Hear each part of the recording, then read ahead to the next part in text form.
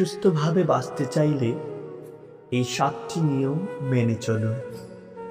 Number 1, খাবার খেয়ে সাথে সাথে শুয়ে পড়বেন না। নাম্বার 2, ঠান্ডা পানিতে ওষুধ খাবেন না। নাম্বার 3, ফোন বাম কানে নিয়ে কথা বলবেন।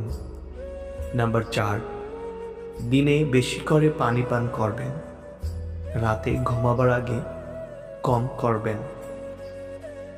নাম্বার 5, বিকেল 5টার পর ভারী খাবার খাবেন না। নাম্বার 6, রাত 10টা থেকে ভোর 4টা পর্যন্ত ঘুমানোর সর্বশ্রেষ্ঠ সময়।